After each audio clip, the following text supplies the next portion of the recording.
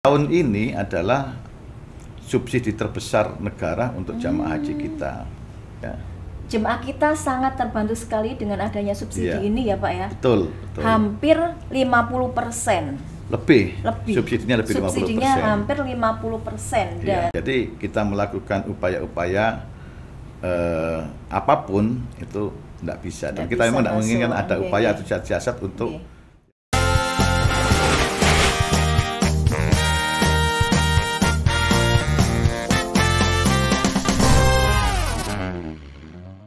Assalamualaikum warahmatullahi wabarakatuh. Salam dulur Kemenak Jatim. Bagaimana kabarnya dulur? Semoga kita semua selalu berada dalam lindungan Allah Tuhan yang Maha Kuasa. Kembali dengan saya Isnawati dalam program podcast Kemenak Jatim. Informatif, edukatif, dan inovatif. Baik, dulur Kemenak Jatim, setelah 2 kali musim haji, jemaah haji kita tidak berangkat karena adanya pandemi COVID-19. Dan kini alhamdulillah di tahun 2022 ini pemerintah Arab Saudi telah memberikan kuota keberangkatan bagi jemaah haji Indonesia. Tentunya pemberian kuota ini merupakan kabar yang menggembirakan dan sangat dinanti-nantikan oleh seluruh masyarakat Indonesia, mengingat daftar tunggu haji saat ini sangat panjang. Nah, pada podcast kali ini kita akan berbincang-bincang terkait dengan persiapan penyelenggaraan ibadah haji terutama di Jawa Timur. Dan kali ini kita sudah menghadirkan salah seorang narasumber yang tentunya sangat berkompeten di bidang perhajian di Jawa Timur. Baik, kita sapa bersama beliau Bapak Dr. Andes Haji Abdul Haris MPDI, Kepala Bidang Penyelenggaraan Haji dan Umroh pada Kantor Wilayah Kementerian Agama Provinsi Jawa Timur. Assalamualaikum warahmatullahi wabarakatuh, Pak Haris. Waalaikumsalam warahmatullahi wabarakatuh. Bagaimana kabarnya Pak? Alhamdulillah. Pada saat ini mungkin Pak Haris ini orang yang sangat super sibuk ya Pak ya, mempersiapkan haji. Beberapa hari ini kita lembur sampai di atas jam 10 malam. Setiap hari nih Pak? Kemarin mempersiapkan mulai masuk. Bahkan sebelum masuk, sejak tanggal 4 April itu kita sudah melaksanakan kegiatan yang super sibuk. Super sibuk karena menyangkut pasporing, kemudian terakhir adalah persiapan pelaksanaan seleksi PHD petugas di daerah yang kemarin dibuka oleh Pak Dirjen langsung. Dan sehari sebelumnya kita juga sempat sampai jam 12 malam dengan Pak Dirjen untuk membahas tentang segala hal yang berkaitan dengan penyelenggaraan dan pemberangkatan jemaah haji. Iya, dari beberapa agenda yang seperti itu ya Pak ya.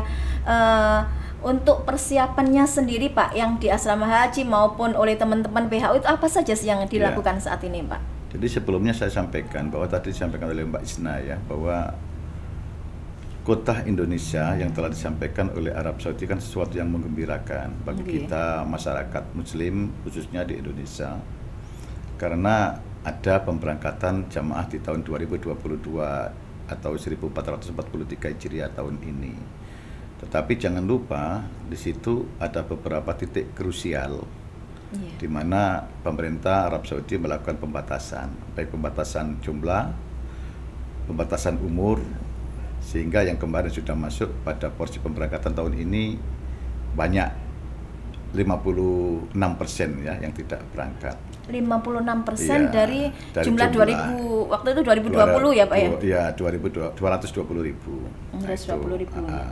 Kemudian ada penggabungan yang tertunda, suami istri tidak ada penggabungan, sehingga yang kemarin sudah bersiap-siap berangkat ternyata karena batasan umur suaminya sudah nggak bisa berangkat karena umurnya lebih dari 65 tahun, sehingga istrinya otomatis menunggu untuk tahun yang akan datang dengan harapan tahun akan datang tidak ada lagi batasan umur. Iya, semoga ya Pak ya. Iya, yang lebih menjadi perhatian kita adalah kita kerja ini sudah di injury time. Iya. Di mana bulan-bulan Syawal seperti ini kita sudah siap semuanya, biasanya sudah tinggal nunggu proses pemberangkatan, tetapi ini masih mulai dari awal semua.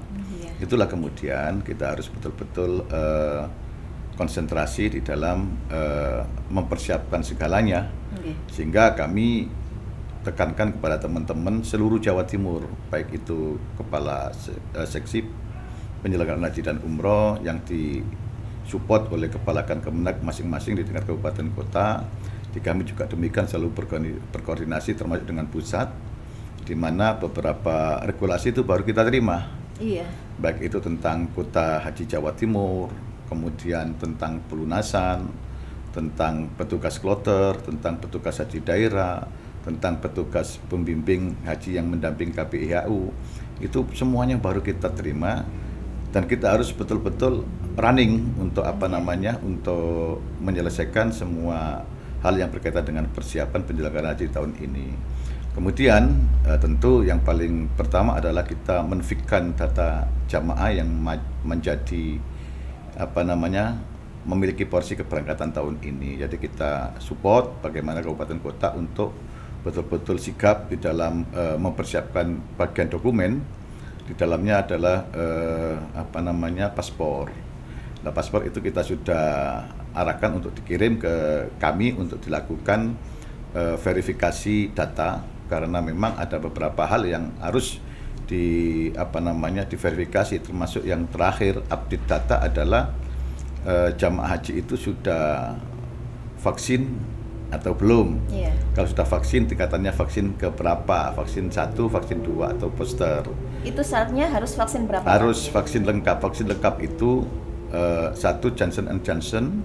Yeah. Kalau selain itu dua kali vaksin. Tetapi kita tetap support, kita dorong untuk kabupaten kota tidak sekedar vaksin 1, vaksin 2, tetapi sudah booster. Karena kami kemarin bersama Bapak Kakanwil, kemudian PBNU, Polda melaksanakan program 1 juta vaksin.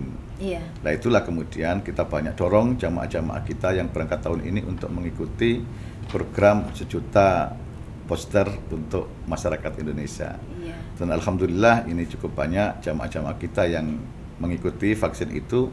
Tetapi untuk updating data itu perlu verifikasi ulang. Jadi seperti itu, Mbak. Baik, Pak. Terkait kuota, Pak, ini. Ya. Jawa Timur sendiri itu kuotanya berapa ya, Pak? Untuk kota Jawa Timur itu adalah 15.956. 15.000 dengan 956. Maaf itu dengan dengan petugas pembimbing haji di KPIHU dan petugas PHD, pembimbing haji daerah, itu berarti menjadi 16.048. 16.000 ya. Itu ya, Pak ya. Termasuk petugasnya juga ya, Pak ya? Belum petugas kloter. Petugas belum petugas kloter. Petugas kloter itu ada 36 kali 2, berarti 72. Petugasnya juga sudah siap ya, Pak ya ini? Petugas untuk kita masih dalam proses, kita masih menunggu penetapan dari Kemenag RI. Oh, siap. Ya. Okay. Baik, Pak. Terkait dengan jamaah haji yang mau berangkat dengan jumlah yang sebanyak itu di Jawa Timur, ini pembagiannya seperti apa, Pak? Misal ini ya, kemarin di tahun 2020 mereka itu masuk dalam cadangan ya. Masuk dalam kuota tahun kemarin. Tahun kemarin mereka masuk cadangan tapi sudah melunasi. Nah, kalau seperti itu apakah di tahun 2022 ini bisa masuk atau seperti apa, Pak? Jadi kita mengikuti ketentuan pusat atau semacam cut off. Cut off itu pemotongan jamaah karena didasarkan beberapa hal. Yang pertama tentu berdasarkan nomor porsi. Kita utamanya adalah nomor awal itu yang berangkat. Tetapi setelah porsi itu terpenuhi kita lacak kembali karena di saat ini itu ada batasan. Batasannya apa? Umur. Jadi yang umurnya sudah di atas 65 tahun secara otomatis nggak bisa masuk di aplikasi sistem. Nah, karena itu kita sampaikan kepada jamaah bahwa yang umurnya kelahirannya di bawah 1 Juli 1957 itu berarti sudah masuk penundaan. Yang bisa adalah umur kelahiran 1 Juli 1957 ke atas itu bisa. Tetapi kalau ke bawah 30 Juni 1957 nggak bisa sudah. Baik. Padahal beda 1 hari aja Ya Pak, nggak bisa. Itulah sistem. Oh, langsung kayak gitu. Ya sudah by sistem semua. Jadi kita melakukan upaya-upaya apapun itu nggak bisa. Dan kita memang nggak menginginkan ada upaya atau siasat untuk yang tidak berangkat kita upaya. Kita betul-betul menghindari hal itu. Biar ada keadilan ya Pak ya. ya. Samping keadilan juga sangat rawan, betul, ya karena memang sistem kita sudah seperti itu dan harus dipenuhi dan diikuti ya. Kami berharap kepada yang lain juga seperti itu, termasuk di kelompok bimbingan ibadah haji dan umroh, jangan sampai ada permainan-permainan ikhtiar untuk memberangkat jamaah yang non prosedural. Siap, betul Pak. Ya. Oke, baik Pak. Kemudian ketika jamaah haji yang sudah masuk dalam berhak lunas ini Pak, ini berapa sih Pak biayanya? Biayanya secara keseluruhan saya biar masyarakat tahu ya. Oh iya, siap. Bahwa jamaah haji itu kan ada beberapa embarkasi. Tiap embarkasi zona itu berbeda. Secara nasional umum itu 81.747.844 rupiah. Setelah dihitung semua kebutuhan ya Pak jamaah ya. itu karena memang ada beberapa hal yang mengalami kenaikan secara signifikan. Baik itu di aftur BBM, kemudian kenaikan di di akomodasi, catering maupun di transportasi yang saya sampaikan di Arab Saudi. Kemudian ini ada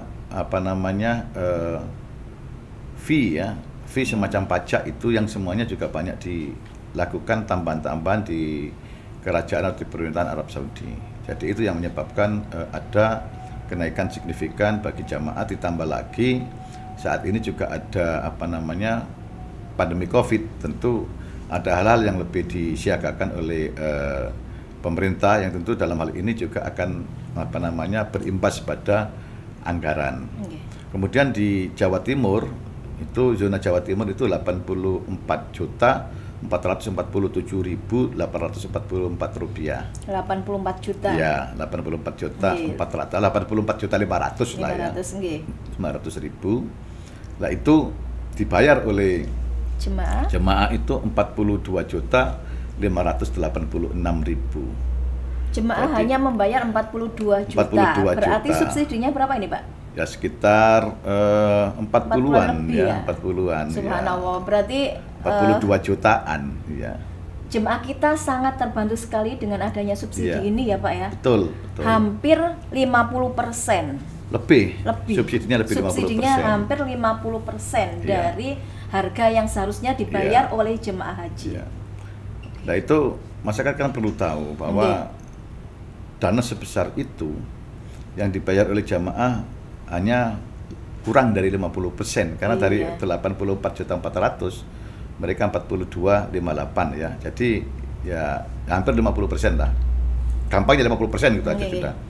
Kemudian dari dana itu kan untuk pesawat saja sudah 29.500.000. Pesawat saja ya Pak ya. Belum makannya ya. Belum penerbangannya 29.500.000, kemudian living cost yang dikembalikan. Jangan lupa, karena kadang-kadang masyarakat kita itu membandingkan dengan negara lain, taruhlah misalnya Malaysia, tetapi sedunia tidak ada jamaah yang menerima living cost. Ini nanti jamaah kita mendapatkan living cost ya Pak? Living cost 1.500 rial. Atau sekitar saat ini kira-kira ya 5.770.000-an kalau kita kuruskan dengan nilai real yang ada. Itu nanti diberikan kapan Pak living cost-nya? Ya ketika menjelang keberangkatan di asrama haji atau di embarkasi. Baik. Kemudian untuk visa itu 1.154.000. Jadi uang yang dibayarkan oleh jamaah ya untuk transportasi, kemudian selebihnya dikembalikan ke jamaah dalam bentuk living cost, kemudian sisanya untuk visa. Nah bisa dibayangkan untuk akomodasi di Arab Saudi, kemudian untuk catering konsumsi di Arab Saudi, kemudian untuk perhotelan di Arab Saudi itu ya dibantu oleh pemerintah, dibayar oleh subsidi pemerintah, tapi dari masyarakat yang membayar haji, kemudian uangnya disukukkan di bank syariah, kemudian itu memiliki faedah yang kembalikan kepada masyarakat. Jemaah haji itu sendiri ya. Iya. Mungkin ini salah satu jawaban dari masyarakat, kemana uang saya? Bunganya kan, Iya. bunganya saya bayar dari tahun sekian sampai sekian baru Iya. baru berangkat. Mungkin itu Iya. ya Pak ya jawabannya. Baik, Iya. Dulur Kemenak Jatim, kita sudah dapatkan jawabannya, kemana sih sebenarnya uang Iya. bunga dari uang yang kita bayarkan di depan itu. Ternyata kembali lagi sebesar itu Iya, ya Pak tetapi ya. itu sangat besar. Itu kan rata-rata masyarakat kita yang bayar dan berangkat tahun ini kan membayar pada akhir 2011 dan awal 2012. Iya. Itu bayar 25 juta dalam jangka 10 tahun. Iya. Itu menjadi bunganya 50%, saja taruhlah oke. ya 50%. Oh 100%. Oh iya 100% ya Pak ya. 100% bunganya. Iya, iya, Lebih iya. kan dari Betul, 25 juta dia memperoleh tambahan 42 juta. Iya. Nah, berarti kan bunganya 42 juta itu dari uang 25 juta. Nggak ada Nggak bank ada yang bank, sanggup Pak, membayar segitu, Pak. seperti itulah. Betul, nggak ada. Tahun ini adalah subsidi terbesar negara untuk jamaah haji kita. Karena itu nanti tentu ada perhitungan-perhitungan ulang. Karena kalau terus-terusan dilakukan subsidi sebesar ini, maka satu saat di tahun tertentu ada jamaah yang tidak kebagian. Gitu ya Pak ya. Betul. Tapi karena sekali lagi ini adalah kondisi COVID-19 dan jamaah kita sudah menunggu, ya sudahlah jangan terlalu dibebani dengan hal seperti itu. Nah, tentu nanti dari dari Kementerian Agama, BPK pada pengelola keuangan haji Indonesia plus DPR di Komisi 8 akan merumuskan ulang di tahun 2023. Tapi harapan kita, doa kita mudah-mudahan tidak ada kenaikan yang signifikan bagi Betul, masyarakat Pak. kita. Oke, betul. Baik, Pak. Setelah jamaah kita melunasi sebesar 42 juta sekian Iya. tadi ya, Pak ya. Terus apa yang harus mereka lakukan berikutnya, Pak? Ya, ini waktunya kan sudah mendesak. Oke. Jamaah sementara harus dipersiapkan banyak hal. Di antara dari sisi kesehatan, dari sisi pengetahuan. Nah, pengetahuannya dari sisi pengetahuan agama maupun pengetahuan perjalanan haji. Ya. Nah, itu masyarakat yang pertama harus menjaga kesehatan. Nah, ini masih dalam kondisi pandemi COVID. Ya, kita harus ikhtiyat atau hati-hati. Berikhtiar untuk tidak sampai terkonfirmasi COVID-19. Karena itu saya berharap kepada teman-teman di kabupaten kota, kepala seksi penyelenggaraan haji dan umroh dan kepala Kemenak dan semua stakeholder yang ada di daerah termasuk kantor urusan agama, para penyuluh itu berpartisipasi aktif memberikan pemahaman kepada jamaah, termasuk para jamaah sendiri secara langsung saya sampaikan pada kesempatan ini untuk betul-betul menjaga kesehatannya. Kami sudah menginformasikan bahwa nanti ini masih dalam rencana yang jelas jamaah sebelum berangkat ke Arab Saudi di PCR test. Nah, ini ada beberapa opsi ya. Kemarin saya sempat ketemu Pak Dirjen PHU. Beliau katakan diupayakan nanti itu PCR test dilakukan di daerah masing-masing. Karena kalau itu dilakukan di embarkasi, taruhlah di asrama haji, akan memakan waktu yang cukup lumayan panjang. Karena prosesnya paling enggak ya 440 orang. Iya. 440 orang itu tentu butuh waktu yang cukup panjang. Iya. Yang kedua, jamaah dari rumah juga dalam kondisi capek, khawatir kondisi capek itu mempengaruhi hasil tes. Iya, betul, Pak. Kemudian yang tak kalah pentingnya adalah memakan waktu cukup panjang, sementara kita perlu banyak persiapan. Jamaah kita di asrama haji itu kan 1 kali 24 jam. Iya. Sementara kalau itu dilaksanakan di di embarkasi, secepat-cepatnya saya komunikasi sekitar 8 sampai 10 jam dari hasil. Taruhlah setelah 2 jam diambil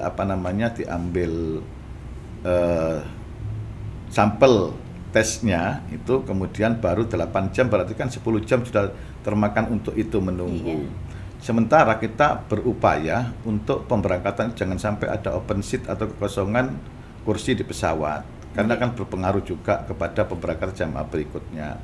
Nah, ini juga perlu kita sikapi, karena kalau nanti ada jamaah terkonfirmasi, Ya, itu kan betul. otomatis dia harus Otomatis dikarantina. harus mundur. Nah, di karantina itu berarti di asrama haji. Iya. Itu masih belum kita bahas dengan dinas kesehatan maupun kantor kesehatan pelabuhan. Iya. Nah, itu kalau nanti kita bahas, kita sepertinya harus dikarantina dan dilakukan penanganan secara khusus ya percepatan bagaimana pada saat hari berikutnya itu tidak positif lagi, sudah negatif. Tetapi kita kan tidak tahu tingkat daya tahan tubuh seseorang. Ya kita berharaplah karena itu untuk para jamaah haji yang berangkat di tahun 2022 ini betul-betul menjaga bersosialisasi secara banyak orang. Misalnya ini kan mengurangi bertemu dengan iya, orang. misalnya kan begini, itu kan ada selamatan. Iya itu Pak. Ya upayakan kalau memang ada selamatan, walimah safar atau pamitan atau mohon doa itu sekurang-kurangnya 14 hari. Nah, setelah 4 hari biar setelah itu istirahat jamaahnya sambil menunggu keberangkatan, biar nanti pada saat berangkat di samping sudah bugar juga negatif COVID-19. Itu dari sisi kesehatan. Kemudian dari sisi pengetahuan kita sudah melakukan gerakan ke KBIHU untuk melakukan bimbingan kepada para jamaah haji yang keberangkatannya tahun 2022 ini, untuk memberikan bimbingan tentang kaifiyah atau tata cara manasik haji, ibadahnya, ubudiyahnya bagaimana. Kita berharap karena ini adalah sebagian besar kan tidak dalam usia yang cukup tua, karena 65 tahun ke bawah, itu jamaah haji kita jamaah haji yang betul-betul mandiri, tidak tergantung kepada pembimbingnya, sehingga pada saat lepas di Arab Saudi masih bisa melakukan perjalanan ibadah lebih lanjut, tidak tergantung kepada pembimbing. Berikut perjalanan hajinya dia sangat mampulah untuk kembali ke maktab dan lain sebagainya. Kita arahkan seperti itu. Kemudian surat edaran Dirjen bahwa untuk tahun ini bimbingan manasik di kabupaten kota itu 6 kali, 4 kali di kantor urusan agama dan 2 kali di Kemenag kabupaten kota. Itulah nanti kita manfaatkan secara maksimal untuk memberikan pembekalan kepada jamaah kita agar betul-betul menjadi jamaah yang mandiri. Tentu di samping mengetahui kaifiyah manasik haji, juga mengetahui tentang perjalanan haji, dan juga tentu yang saya sampaikan tadi juga mampu menjaga kesehatan dirinya. Manasik hajinya mulai kapan Pak ini di daerah? Sebenarnya sudah bisa dimulai minggu depan. Minggu depan sudah dimulai, berarti minggu depan kan tanggal 16. Sementara jamaah haji kita ini diestimasikan, dijadwalkan masuk asrama tanggal 3 Juni 2022. Dari kabupaten mana nih Pak? Wilker ya, kita sudah melakukan Qur'ah atau penentuan, tapi di tahun ini Qur'ah pada tahun 2020 kemarin tetap kita gunakan berdasarkan kesiapan Wilker ya. Walaupun saya lihat hampir semua wilayah di Provinsi Jawa Timur ini sudah sama-sama menyiapkan diri, tetapi kita sudah menentukan bahwa yang berangkat pertama kali nanti itu dari Wilker Bojonegoro. Apakah nanti Tuban dulu atau Bojonegoro dulu atau mungkin Lamongan dulu, itu sudah diatur, monggo dibicarakan di masing-masing Wilker. Oke Pak. Baik, terkait dengan pelunasan Pak hingga saat ini, alhamdulillah untuk respon pelunasan jamaah kita cukup tinggi ya. Untuk saat ini di hari ke-5 ya, sejak tanggal 8 kalau nggak salah. 9, tanggal 9 ya, 9 itu 9, 10, 11, 12, 13 hari ke-5 kan. Itu sudah mencapai angka 76%. Kurang sedikit ya. Untuk konfirmasi lunas itu berdasarkan pantauan kami hari ini jam 8 tadi itu ada 12.119 orang. Dari jumlah jamaah kita 15.956. Kemudian yang cadangan kita itu ada 3.210. Itu yang sudah melunasi. Melakukan, itu pembagiannya seperti apa Pak? Kalau ada cadangan yang melunasi? Cadangan berdasarkan persentase. Jadi cadangan itu adalah jamaah yang diestimasikan berangkat ketika ada jamaah tunda karena beberapa faktor. Nah ini kan karena tidak ada penggabungan, sangat mungkin sekali yang suaminya tidak berangkat, istrinya berangkat mengundurkan diri. Atau mungkin ada yang, mohon maaf, mudah-mudahan tidak terjadi ya, meninggal. Atau juga mungkin ada yang sakit, atau mungkin insya Allah ya mungkin saja adalah yang punya kepentingan di tahun ini mungkin mantu atau menikahkan keluarganya, atau mungkin ada acara wisuda dan lain sebagainya ditunda, atau mungkin masih mengumpulkan sangu.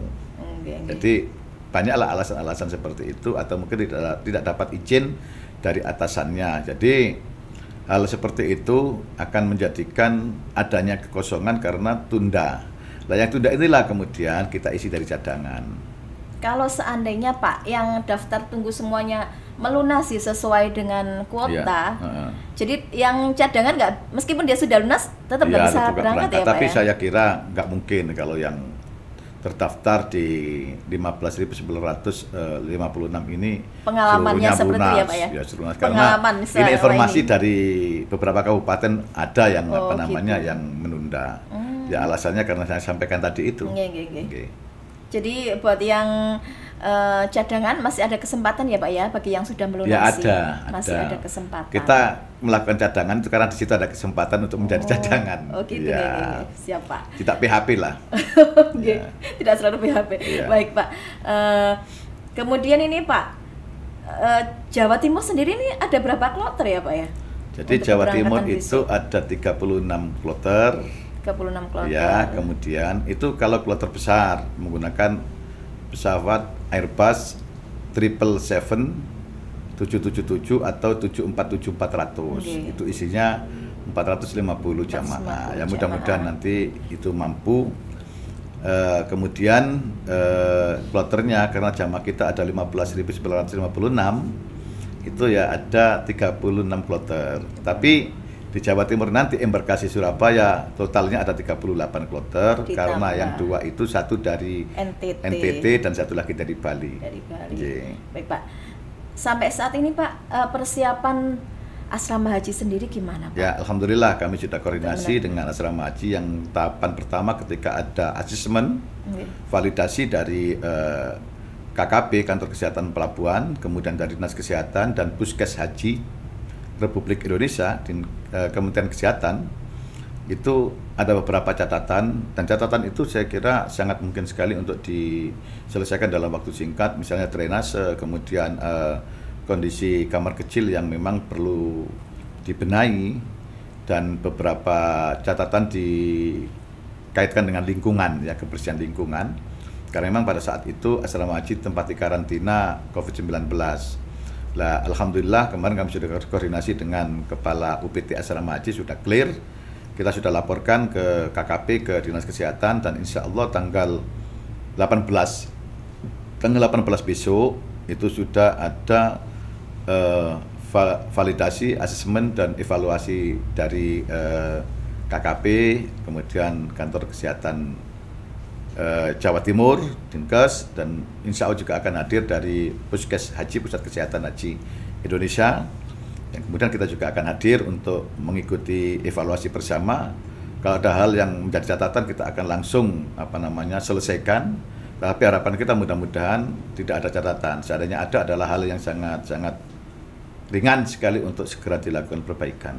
Iya Pak. Baik. Ini ketika jamaah haji sudah berangkat menuju asrama haji. Proses apa saja sih Pak yang harus dilewati oleh mereka? Kok harus memakan 1 kali 24 jam ya masing-masing jamaah? 1 kali 24 jam itu adalah kondisi normal sebenarnya ya. Di situ tidak ada tes PCR. Jadi jamaah haji ketika masuk itu langsung ke aula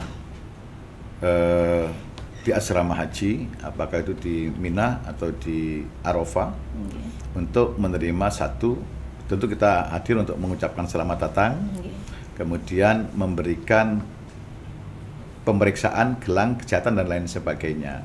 Tapi tahun ini sepertinya nggak ada gelang. Kalau dulu ada gelang kesehatan yang untuk hijau itu artinya tidak ada masalah, kemudian kuning itu setengah bermasalah, yang merah itu risiko tinggi.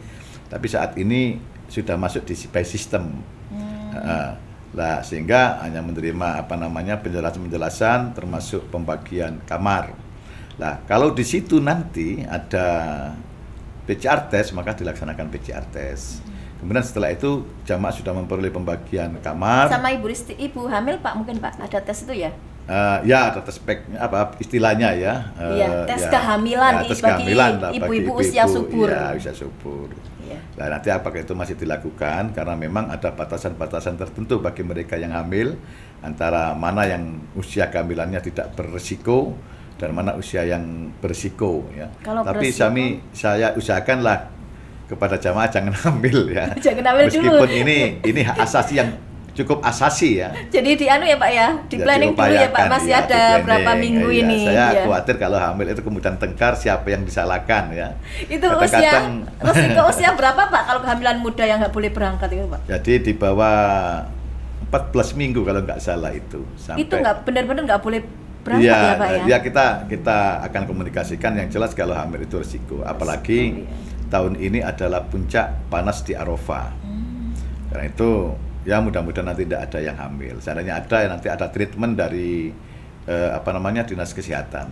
Bagaimana yang hamil ini, apakah dipulangkan kembali atau bagaimana? Nah ini kan juga jadi masalah. Iya. Ketika yang hamil itu pulang, mesti kalau suaminya ya ikut. Iya Pak. Karena itu kan hasil kerja bersama ya. Iya betul. Jadi ya, akibatnya harus dirasakan bersama gitu ya. Dirasakan bersama, jadi, berangkat juga harus bersama-sama Pak. Gitu. Terus setelah itu Pak? Setelah itu istirahat jamaah, kita siapkan di asrama haji itu 1 kali 24 jam itu makan 3 kali, 2 kali snack. Tentu standarnya sudah standar yang sudah divalidasi oleh oleh dinas kesehatan, ahli gizi. Jadi makannya apa, kemudian kudapannya apa, itu sudah dianalisa oleh ahli gizi dari dinas kesehatan atau dari rumah sakit. Kemudian setelah itu jamaah istirahat. Dalam masa istirahat ada beberapa kegiatan-kegiatan, di antaranya adalah pendalaman manasik haji. Kan di asrama haji sudah ada miniatur Ka'bah, jamaah bisa latihan di situ. Tentu tidak boleh sampai terlalu payah ya, payah ya ala kadarnya. Kemudian juga ada jamaah yang kemungkinan belum menukar rial, di situ juga kita siapkan oleh oleh badan-badan tertentu yang menyediakan penukaran uang real, atau juga yang belum merubah handphonenya juga di situ ada. Itu kemudian setelah itu 4 jam, tapi sekarang kita jadikan 5 jam sebelum keberangkatan, itu jamaah sudah harus kumpul di Aula Bir Ali. Di situ jamaah akan menerima gelang, paspor dan visa, kemudian juga akan menerima living cost. Living cost yang ditunggu-tunggu tadi ya Pak ya. Iya Pak, kayaknya seperti dulu-dulu itu akan ada pemeriksaan barang ya Pak ya, ketika akan berangkat ke naik pesawat. Iya. Nah, apa saja sih Pak yang tidak diperbolehkan untuk dibawa oleh jemaah? Jadi yang tidak boleh dibawa oleh jamaah satu barang-barang yang mudah terbakar, seperti korek api, kemudian di situ ada bahan alkohol yang melebihi ketentuan, misalnya di atas, kalau yang mudah terbakar kan 50% kan sudah gampang terbakar. Yeah. Kemudian cairan yang melebihi 100 ml, apakah itu parfum, apakah itu kecap, apakah itu saus, sambal itu nggak boleh. Kemudian yang baunya menyengat, ikan asin. Ikan asin nggak boleh? Nggak boleh, tetapi kalau dibungkus rapi nggak apa-apa. Nggak diperiksa lagi ya Pak ya, bungkusannya rapat gitu? Ya diperiksa isinya apa. Jangan-jangan nanti hal yang dilarang dibawa ke Arab Saudi. Yaitu kan ada hal yang dilarang, misalnya ya semuanya melarang, sabu-sabu dan lain sebagainya, kan nggak boleh. Tetap diperiksa, kekhawatirannya ada hal seperti itu. Ya, kemudian barang tajam, benda tajam. Jadi seperti pisau, silet, alat cukur kumis, kemudian alat potong kuku nggak boleh juga. Berarti belinya di sana nanti ya Pak ya? Ya sana murah kok, murah. Gitu, korek api juga nggak boleh. Kemudian rokok itu hanya dibatasi, ingat jamaah ya, jadi dibatasi hanya 200 batang. Rokok. Iya, 200 batang ya, bukan 200 pak. Ya, 200 batang itu berarti kalau dibuat merokok untuk kalau sehari 4, berarti ya untuk 40 hari, 50 hari lah. Nah, sehari 4 kan, karena kalau lebih dari itu berarti ada kecurigaan untuk dijual belikan. Ya. Kemudian obat-obat yang tidak direkomendasikan untuk dibawa ke sana. Ya biasanya obat-obat yang berakhiran gin. neovalgin, antalgin itu biasanya dilarang oleh Antalgin penerbangan ya. Tapi maaf tidak sedang menyebut, tetapi ini hanya sebagai pemberitahuan kepada jamaah ya. Kita tidak iya, sedang Pak. khawatir menjadi disclaimer ya. Jadi itu. Siap. Oke. Berarti ada beberapa obat yang tidak boleh Iya. dibawa ke sana. Iya. Oke. Mungkin nanti bisa berhubungan dengan pihak dinas kesehatan Iya, atau apa jadi sih, Pak? nanti obat-obat itu akan dilaporkan di catatan jamaah itu obat apa saja itu. Iya. Biasanya ada kartu kesehatannya untuk jamaah itu. Sedang kurang sehat apa, obat yang dibawa apa. Kemudian kalau ada resep dokter dilampirkan resep itu, nah itu bisa dibawa. Pak, kalau membawa terasi nggak boleh tak, Pak? Boleh, Oh, boleh, tetapi sekali lagi dengan dibungkus yang rapi. Yang rapi, Iya. biar tidak Tapi ya hanya ukurannya digunakan selama 41 hari itu. Jangan terasinya berkilo-kilo.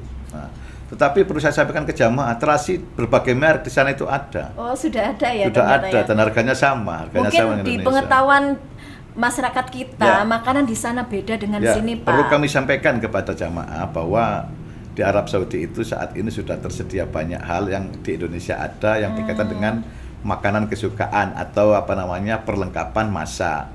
Apakah itu kecap, itu merek yang di sini ada semua di sana. Kemudian saus sambal itu ya, saus sambal, saus tomat, kemudian terasi itu ada. Cabai memang cabai di sana agak jarang kalau cabai segar ya.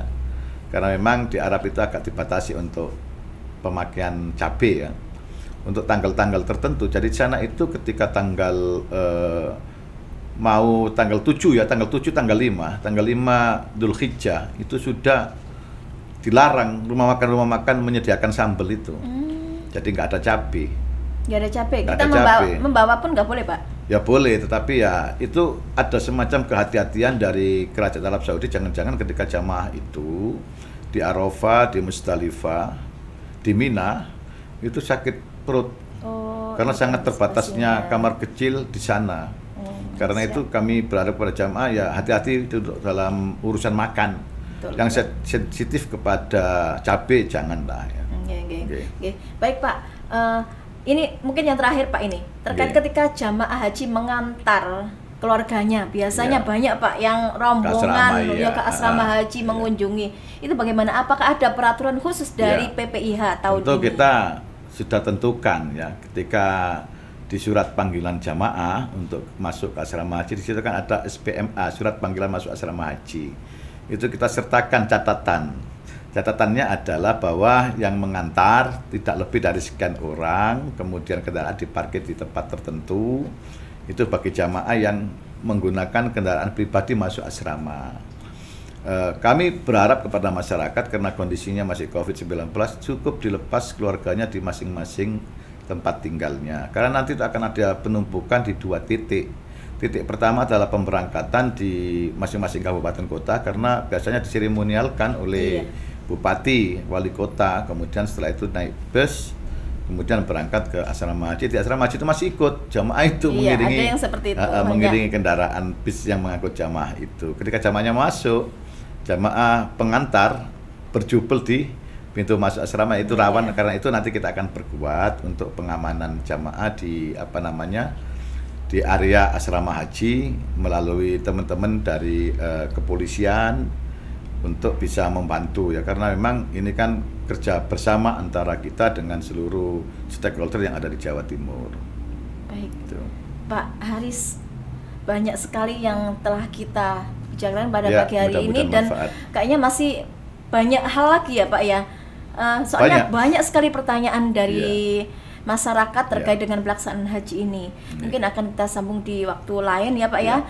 Baik, terima kasih atas kehadiran Bapak dan penjelasannya. Semoga bermanfaat bagi kita semuanya. Baik, Dulur Kemenag Jatim, itu tadi ulasan kita terkait dengan persiapan penyelenggaraan ibadah haji tahun 2022, terutama di Jawa Timur. Mungkin yang perlu kita garis bawahi, salah satunya adalah barang apa saja ya yang bisa dibawa oleh jamaah haji ketika akan berangkat, terutama naik pesawat ini yang banyak aturannya, dan juga berkaitan dengan pemerintah Arab Saudi. Itu yang harus kita perhatikan bersama. Dan satu lagi mungkin pemerintah telah memberikan subsidi yang sangat besar, hampir di atas 50%. Mungkin dari sini kita bisa mengambil ibrohnya ya. Terima kasih mungkin kepada pemerintah yang telah mensupport segitu besarnya kepada jamaah haji kita, dan semoga itu bermanfaat bagi kita semuanya. Baik, Dulur Kemenak Jatim, itu saja yang bisa kita ulas pada kesempatan kali ini, dan semoga bermanfaat bagi kita semua. Jangan lupa untuk Dulur Kemenak Jatim untuk subscribe, like dan komen pada channel YouTube Kemenak Jatim. Terima kasih atas perhatiannya. Kita jumpa lagi pada podcast berikutnya. Terima kasih. Wassalamualaikum warahmatullahi wabarakatuh. Waalaikumsalam.